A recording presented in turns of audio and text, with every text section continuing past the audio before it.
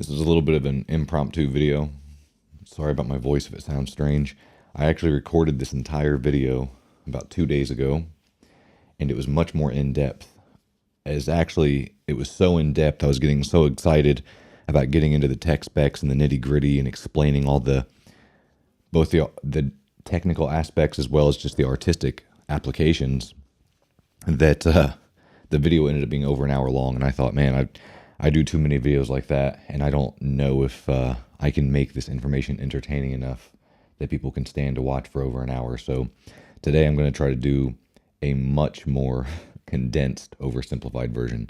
But basically, I've noticed lately I've been having a lot of 5D classic videos recommended to me on YouTube, which obviously is this camera here, the one I love, a lot of people love.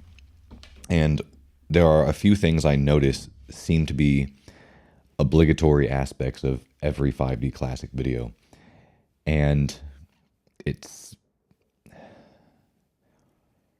obviously everybody's going to have their opinions. There's nothing wrong with that. Either you like something or you don't.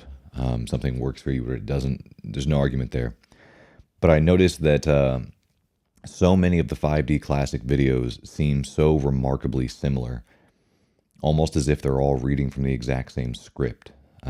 In fact, I start to get the feeling that these people have never actually spent a lot of time shooting with the camera. Maybe they just bought it so they could do a video with it. I don't know. Or maybe they're not confident enough to give their own opinions, so they parrot what they hear everybody else say. And the reason why I say that is because not only do they seem to all make the same points, but a lot of the very popular points that you hear most often, I have found aren't really that big of a deal. And to give you an example, is an obligatory part of any 5D classic video. It seems like everyone has to mention how bad the screen is, and I don't get it, because people go out of their way to mention just how unbelievably terrible and unusable the screen is, and I don't get it. I've owned multiple 5D classics. I've owned this specific one for years. I've never had any problems with the screen. Now, again, it could be a personal preference thing because I don't use the screen for much. And it's kind of, try to stick with me here because I'm kind of going in two different ways at once because they're related.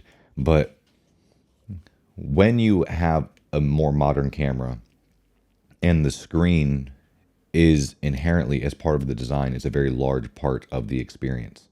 The screen is fully articulating. It's very large. It's a little HDR screen because you're doing some cinema stuff, and it allows you to see a more accurate representation of this filmic stuff that you're doing. It has all the waveforms and this and that, has all the information displayed. It's touch sensitive. When you have a camera where inherently you're going to be using the screen for everything from composition to checking the exposure to checking the waveforms, whatever it is, and it's also touch sensitive, so you're physically interacting with the screen, then it makes sense that you would want the screen to be as good as possible, because it's just like with the cell phone. Mine, typically I record with this, actually, my little iPhone 12, but today I'm recording with the 6D. But so typically when you have a phone, you want the screen to be good. It doesn't have to be the best screen on the planet, but a huge selling point of a new or modern phone is the good screen. And it's because there's almost no physical buttons on this phone. Nearly everything is done through interacting with the screen. So of course you want the screen to be bright enough that you can see it. You want the screen to have enough dynamic range in its highlights and its shadows that it gives you a good picture. Whether it's for viewing videos on YouTube or looking at pictures or whatever else, you want it to be touch sensitive, and not just a little bit like the old school where you had like push hard and maybe it hits the wrong area. Like, you want it to be able to effortlessly slide and just do what you want it to do. That makes sense because it's a phone. But with a camera like this, it's not just a product of its age, it's also a product of its design. So at the time when this came out, nice screens like that weren't a thing. Even phones didn't have screens like that. And because of that, the screen wasn't really implemented into the design. It wasn't meant, you weren't really meant to interact with this thing very often. The screen served two purposes, basically.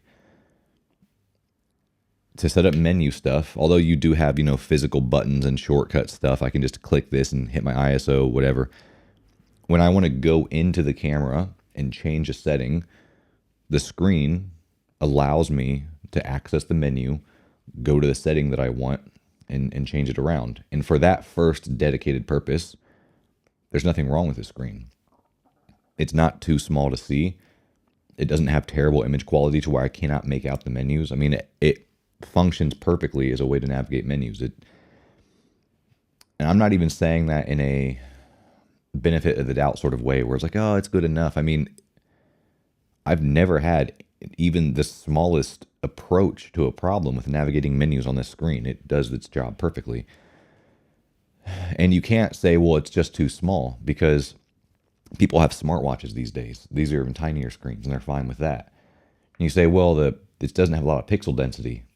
That's true, but again, there's all sorts of devices, electronic devices these days that don't really have a lot of pixel density, and nobody cares. It's this weird category where now modern photographers who just basically want technology to do everything for them, they look at these old cameras in hindsight, and they're trying to basically compare this screen to being their phone screen. They say, well, it's not as nice as this, therefore the screen is crap. The problem is it's not supposed to be that. Implemented into the design, you're not supposed to be interacting with the screen very much. It's supposed to have a few basic functions. You can go through your menus and change menu options, which it does perfectly well. Or, unlike film cameras, which is, again, a huge advantage of digital, after I have taken a photo, although I personally don't review my photos, I just look at the stuff when I get home. I want to stay in the moment. If I think I didn't get something, I'll take the picture again. I don't personally review photos on the screen, typically, but every once in a while, very, very rarely, I will check a photo, just if I'm curious about the exposure. I want to see with the metering, like if it's an aperture priority, I want to know how the metering might have judged this very tricky exposure situation. Was it exposing for the shadows, or was it exposing for the highlights? So I'll check real fast. Or more frequently, if I take a photo of my son or somebody else, my little boy, Wyatt, who's 4 years old right now, he might notice that I took a photo, and he'll come over and say, oh, can I see? I'm not going to tell him no, so yeah, I'll hit play and I'll show it. Now, for quickly referencing a photo, again, the screen is fine. I can see the photo perfectly well. I get a pretty good idea of the exposure. If the exposure is completely blown out, then the screen doesn't have to be super accurate. If the exposure is so overexposed it's completely blown out, you're going to be able to tell on the screen. It's not going to look dark and underexposed. And the opposite is also true. If the photo is underexposed and you're going to have to boost it by several stops in post, if it's really, really dark, the screen's not going to display it as being overexposed or perfectly exposed. But I always hear people act like the screen is just so terrible. Oh, and basically it comes down to a few things. Not a lot of pixel density. It's not high res. In which case, as a very honest criticism, not trying to be confrontational, but I say, but so what? Why does it need to be high res? And I mean that genuinely. For the very limited functions that this screen is meant to function for, why would it need to be higher res? I say, well, it's so small. It's only a slight bit smaller than all the modern camera screens. For a while there, cameras had, like in the early days of digital, they had either no screen or they had a 1.5-inch screen. And then eventually they bumped it up to 2. When this came out, suddenly it had a 2.5-inch screen. And now the typical standard for most cameras is either 3 or 3.2. So it didn't go much higher than this. There's not a huge difference in screen size. And you can still change your menu settings. You can still check your composition to make sure you basically got it.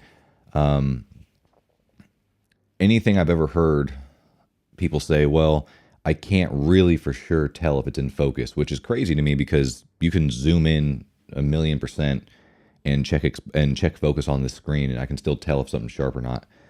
But when it comes to stuff like that, either I'm getting a phone call. No. Either when I'm checking for focus, which I don't do on this camera, or I'm checking exposure, which I don't do on the camera unless it's, again, a really extreme case. It's not like this camera, like with the exposure as an example, it's not like the camera is going to show you a drastically different result. It might be a little bit off in some circumstances. People say it's terrible, but it's not. I've seen cases where the photo on the screen might look like it's perfectly exposed, and then later I get it into Lightroom and it actually looks like it's a half stop dark. And that's actually going to take me to my next point with this camera, where I'm really getting to. But it has enough exposure latitude that you can push it half a stop, or even one stop, or even two stops, or even three stops, and the photo still looks good. So it doesn't limit the function of the camera. That was the first thing. And the next thing is everybody complains about the limited dynamic range. And that's what this is really about. That's what really kind of bothers me. And the reason why is because I don't know where, how do I say this? Because I'm not trying to be a dick, but I don't know what people think they're referring to when they talk about dynamic range. It's a buzzword. If you've ever bought a camera, if you take photos, you no doubt know the term dynamic range. But it seems to be thrown around so recklessly all over the place. Everybody talks about dynamic range. Everyone references dynamic range. Everyone asks about dynamic range. But the way they talk about it and the way they reference it, it seems like they don't actually understand what it is or what difference it makes in a photo. And they sure as heck don't know how to measure it. So, again, trying to not go into the over hour-long video, I'm going to super oversimplify and condense this. High ISO noise performance is not the same as dynamic range. Low light shooting capabilities is not the same as dynamic range.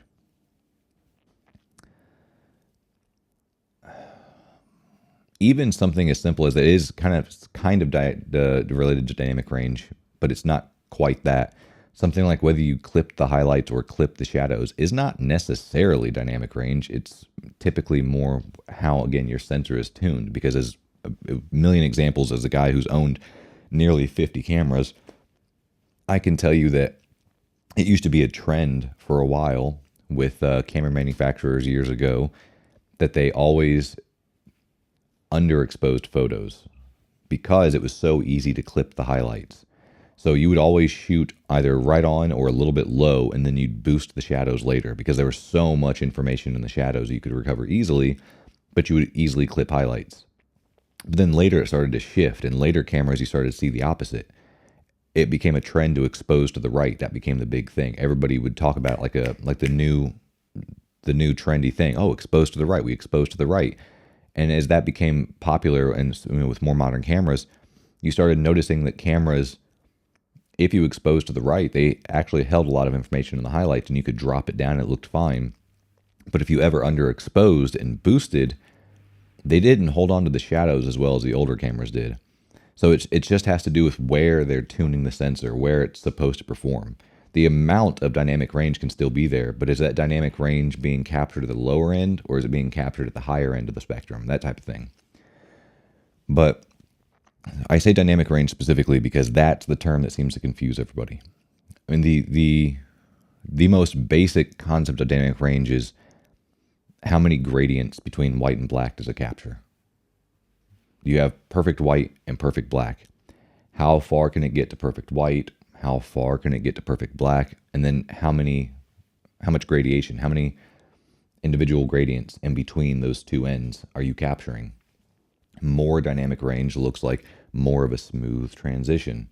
Less dynamic range is more of a choppy, it doesn't go as far in either direction, and it's also less smooth in its transition. It's not as much dynamic range. So the reason why I say all that is because that comes to the next point of, well, how do you use it? What do you think it's meant for?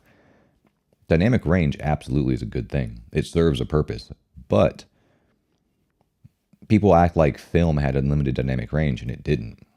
In fact, film as a subject is a completely different subject. You have negative film, and you also have slide film. And those treated image quality and sharpness, equivalent megapixels, dynamic range were completely different just based on the type of film you were shooting. Are we shooting negative film or are we shooting slide film? It's going to be very, very different results. And then, of course, in those two categories, you have the different manufacturers, the different ones, the different ISO levels, all that stuff. And of course, different sizes. Are you shooting 35 or are you shooting medium format, whatever else? But typically speaking, what most people think of when they think of film photography is they think of a 35 millimeter film. It's just a negative film in a basic little SLR or rangefinder or something. And that film does not have a ton of dynamic range. It's not bad, but these legends and myths of it being endless is not true when it comes to basic negative film. It's the same with resolution. Aside from the fact that it's grainy, which again is a good look a lot of people like, aside from that is a totally separate thing. If you're talking about ultimate resolution that could just be, expanded all day and still look sharp, we're talking about slide film. When it comes to negative film, it's not ultimately sharp. Again, there's a limitation to the information it's capturing just because of the process and how it works. Plus, again, it's a smaller piece of 35 millimeter film. When it comes to a camera like the Canon 5D Classic, the dynamic range is talked about all the time. It has bad dynamic range. There's no dynamic range. It has very limited dynamic range. There's two things I have to say to that. On the first half, if I'm going to play, go along with that, okay, let's pretend like it's the worst dynamic range ever. It's terrible. Every other camera is better. The thing's it's a victim of its age. In that case, I would say, so what? Having limited dynamic range, that's a test chart thing. That's what we talk about in numbers and figures. Just because a number is higher does not inherently mean that it's better. And just because a number is lower does not inherently mean that it's worse. It's this way, I think, anybody who's not just buying gear, any real photographer, and I don't mean like you're professional, you get paid for it. I mean anybody who really has a heart for it, who has an eye for it, who loves photography for its sake. We've all seen, we all know that photography is about the image. It's about the moment. There are a lot of things you can do to make the better image. How is the lighting? How is the composition? Did I get it in focus or not? What was my exact angle? Which lens did I use? Whatever. Like there are little things you can do to twist and manipulate it, but more or less at the end of the day, either the photo is a good photo or not. And so many photos. I mean, I cannot begin to imagine the number of photos throughout the history of photography that have been taken that have very bad specs. From a technical aspect, the camera was crappy. The film or digital sensor being used was crappy by today's standards. Like on paper, the specs are terrible. And as a consumer, you say, oh, that I can't do anything with that. But some of the most legendary, beautiful photos ever were taken with these cameras because, again, specs, they give you an idea of its technical capabilities, but that has nothing to do with the photo you're going to be able to take. It's like when people today say they cannot use a Canon D3 or D4. Not Canon, a Nikon D3 or D4 or a Canon 1DX because the frame rate's not fast enough. No matter how good these cameras were at the time, once they're a little bit outdated and the frame rate's not quite as fast as the newest thing, well, now they're unusable. Same with autofocus. Autofocus acquisition and tracking has to be perfect and flawless or else the camera's unusable. And they forget that there were people taking nature photos and sports photos, like at the Olympics and everything else, of fast-moving subjects on film cameras we had limited frames per second and a limited number of frames on a roll, and with manual focus lenses. They were non-zooms, they were primes, so they couldn't change that, and they were manual focus. And yet, despite the fact they had an old basic camera, they were on their own doing manual exposure settings.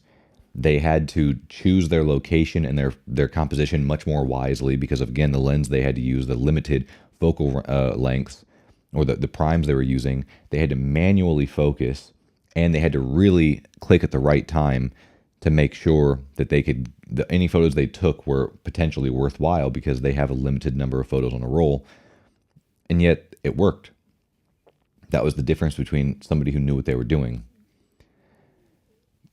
I guess that's the easiest way to put it. If you knew what you were doing, if you had experience with your camera, then you develop, like with anything else, you develop muscle memory for things. You develop an eye for what you need to set your exposure settings to. Even if the meter's not there, you do it on your own your whole life. You just know. You can look at the environment and say, okay, this is where my exposure triangle needs to be. Like, this is what I need to do. You just know from experience. It's the same with when to press the shutter. You develop an understanding from experience. It's the same with manual focus. If that's all you ever had and that's all you've ever done, and you've taken hundreds or thousands or hundreds of thousands of shots like that, it's no longer a cumbersome, limited thing. It's just what you do, and you don't think about it, and you can do it well. So the Canon, if we pretend like the dynamic range on this camera is awful and terrible, I would say so what? Because I have heard people put forth the idea that just one part of the recipe of what makes the photos from the 5D Classic look so good is the fact that it has limited dynamic range.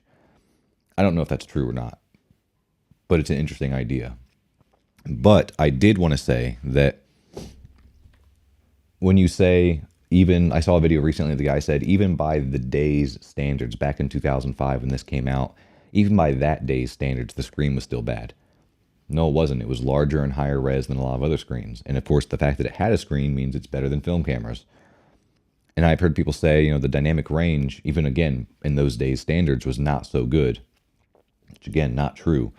As a matter of fact, not only have I, in several of my previous videos on the review for the 5D Classic, have I compared this old full-frame sensor's performance to more modern APS-C sensors, even the most modern APS-C sensors, and you see that once you go above 800 ISO or something like that, this still beats them at dynamic range. It's a similar story even with the old sensors back in the day. And I took just a couple of cameras here. I made notes so I wouldn't forget them. So for reference, the Canon 5D Classic, it is 12.8 megapixels. It is full frame. It came out in 2005.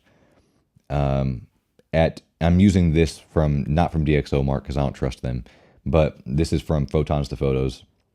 At ISO 100, it has 8.33 stops of photographic dynamic range. That's at 100. Once you step it up to ISO 800, you're at 7.56. Now, you go from 100 to 800. That's from 100 to 200, 400, 800. You have added 3 stops of gain sensitivity to your sensor. And yet you've only lost about 3/4 a stop of dynamic range. That's really good. Now you look at something like the Pentax 645D. The Pentax 645D came out 5 years later in 2010, and it's medium format. So it's 5 years newer, and it's medium format.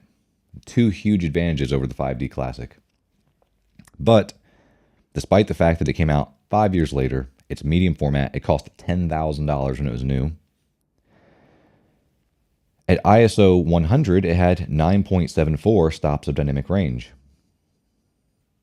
Nearly 10. That's better than the 8.25 the Canon has. But once you hit that same ISO 800, it went from 9.75 and nosedived to less than 7. It's at 6.99 stops. We'll say 7 stops of dynamic range once you hit ISO 800. That means if you're in a studio condition, which admittedly, many times medium formats are 4. That's a different conversation. I'm trying to keep this video short.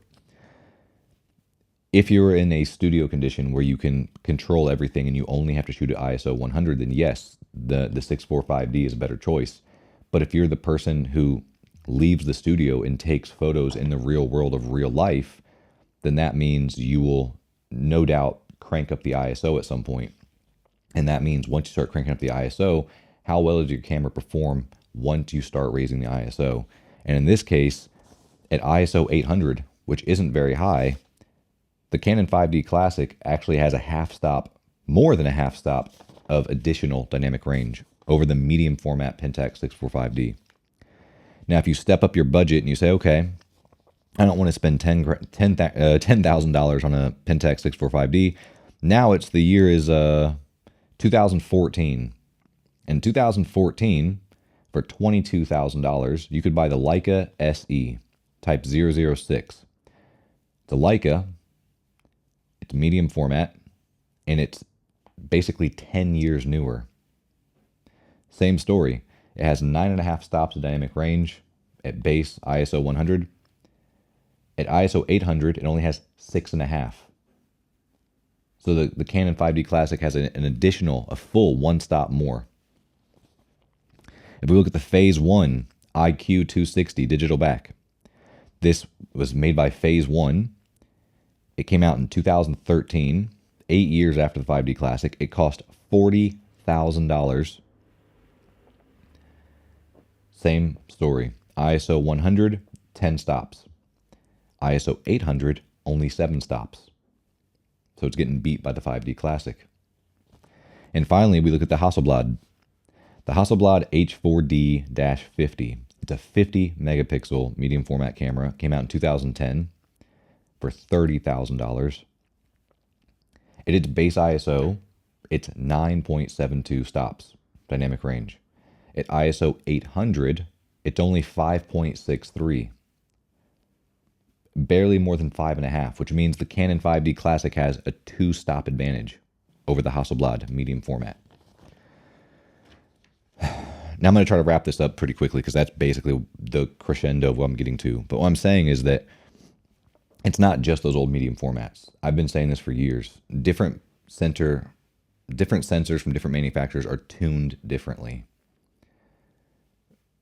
Sony, as an example, or Pentax or Nikon are notorious for the fact that they have a really big number, a really high dynamic range, for example, at base ISO.